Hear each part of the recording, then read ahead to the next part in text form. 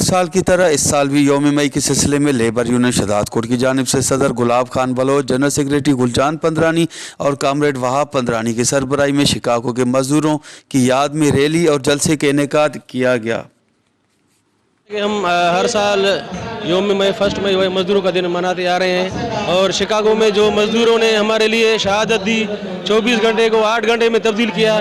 और मैं समझता हूँ अभी भी शहदादकोट में इनकलाब की ज़रूरत है और मज़दूरों को जो है जगाने की ज़रूरत है। हमें अपने हुकूक के बारे में उठना होगा। जब तक हम नहीं उठेंगे यह सरमाएदार अपना जुल्म जारी रखेगा और हर मज़दूर को हमें उठाना है, इनके हुकूक दिलाने हैं, हुकूक के बारे में इनको बताना है। छिटी दौर हो जेॾी महिल मज़दूर थे, हारी थे, स्टूडेंट थे, ईअं सम्झो जेको सो ज़िया जो दौर हुयो, उन्हनि खे जेको सो गिरफ़्तारियूं बि थींदा हुआ। पर मजाल आहे उन गिरफ़्तारियुनि जे बावजूद बि सदर गुल मोहम्मद पंहिंजे निर्वार थी करे कोटू मोटू चौस ते पंहिंजो जलसो कंदो हो, पंहिंजो रैली कढंदो हो। कंहिं इंतिज़ामिया खे ज़रूरत न ईंदो जो उनजो रस्ता रोक करे। बाक़ी औरतनि जे ॾींहं जे लाइ असां ॾींहुं राति उन्हनि जे हक़नि जे लाइ जिदोजहद कयूं था। बाबा पोरत गुल मोहम्मद बलोच जहिड़ा त नथा थी सघूं, पर उन जे हिदायतनि ते उन जे जेके निगरानी में असां उहो वचन कयोसीं, उहो ॾींहं खां वठी असां पंहिंजे पोरतनि जो ख़िदमत कंदा अचूं था।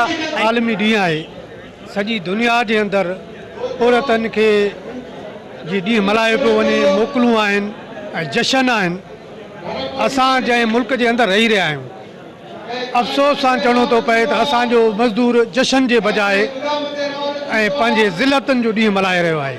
1886 में असांजा शिकागो में मज़दूर शहीद थिया, उन्हनि जे सदके असांखे ही 8 कलाक जो जेको आहे सो मज़दूरनि खे ड्यूटी मिली, ॾाढो सुठो। में छा आहे, इहा शिकागो जे जेके शहीद आहिनि सॼी दुनिया में मज़दूरनि जो आलमी ॾींहुं आहे ऐं सॼी दुनिया में जेका रैलियूं कढी ऐं वॾा इज्तिमा करे दौर जी जेकी भी तामीरात आहे, जेको भी ऐशो आराम आहे, जेकी भी ख़ूबसूरती आहे, उहा मज़दूर जे बदौलत आहे। हर साल शिकागो जे मज़दूरनि खे यादि करे शहदादकोट जे अंदरि बि वॾे पैमाने ते उनखे मल्हायो वेंदो आहे।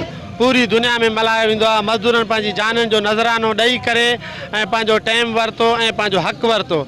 उनका मजीद कहना था कि इस जदीद दौर में भी मज़दूरों के बच्चे तालीम, सेहत जैसी बुनियादी सहूलियात से महरूम हैं।